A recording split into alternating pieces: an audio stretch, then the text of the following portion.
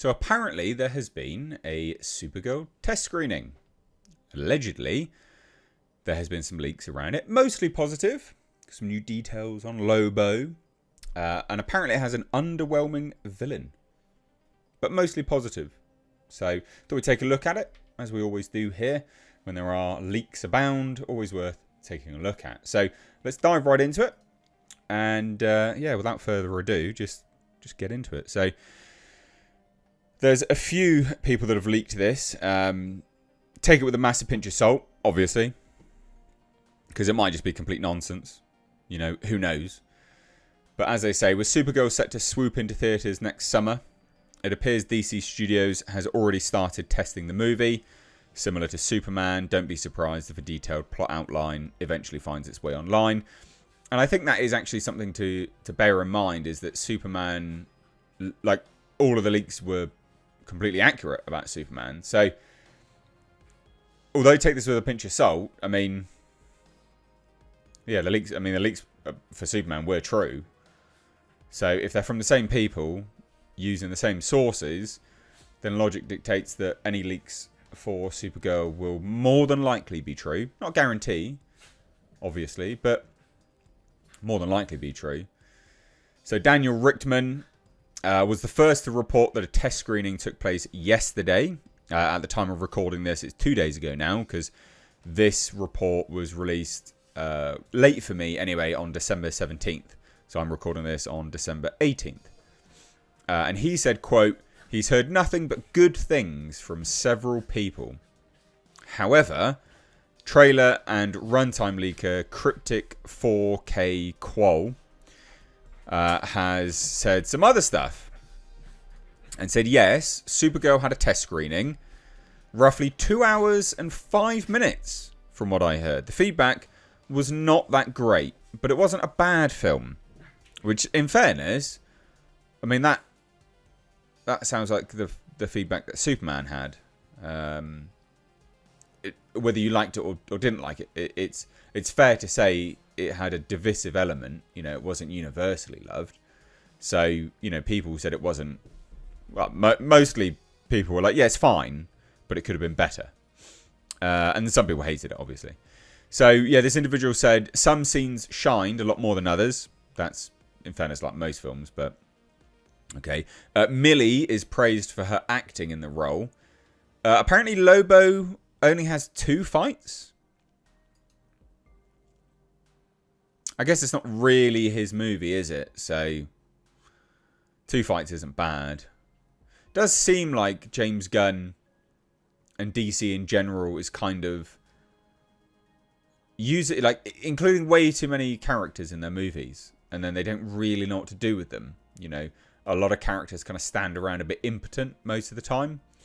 Lobo, if you're including Lobo in the movie, you kind of want him to be in the movie. 2 fights could be good, but I think people will want more.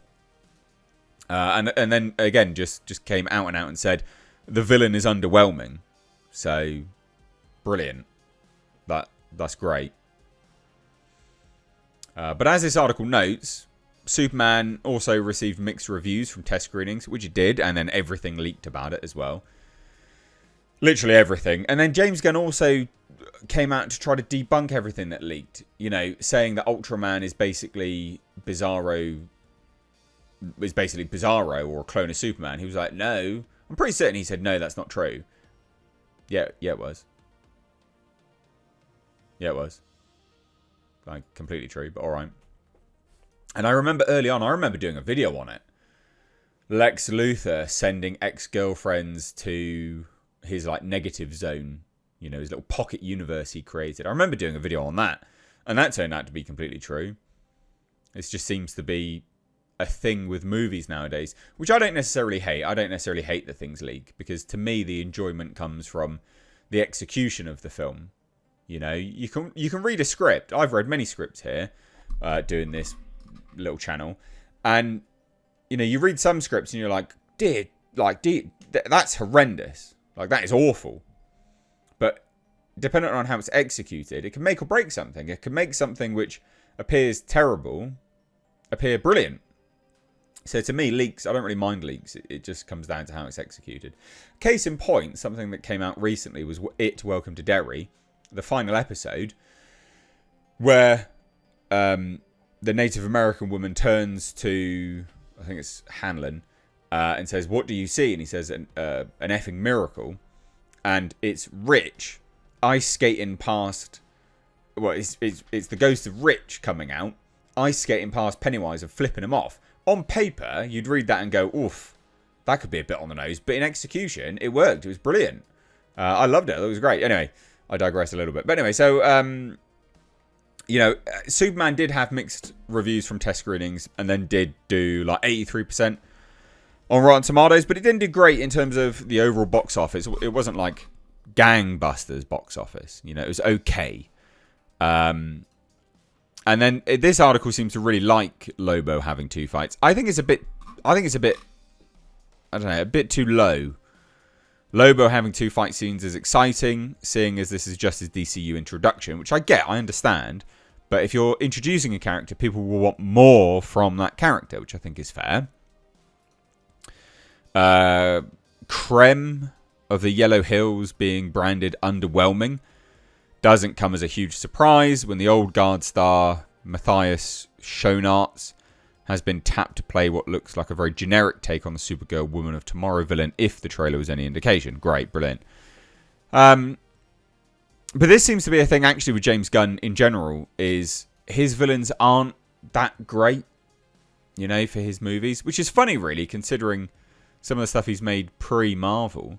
But his villains, they're not brilliant.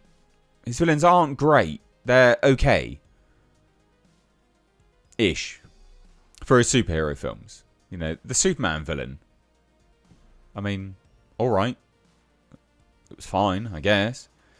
But maybe that's just the sort of target market.